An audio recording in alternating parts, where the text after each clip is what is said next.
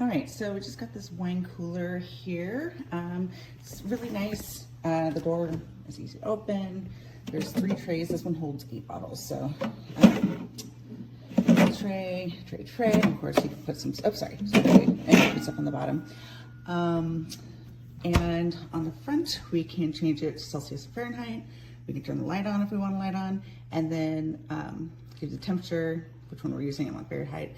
And then these arrows actually just control the temperature of the fridge. And then the other thing in back, actually I'm not gonna pull it out now, but in the back it does have a little catcher for any condensation that may or may not build up. So yeah, this is a great little cooler here. Goes right on the counter.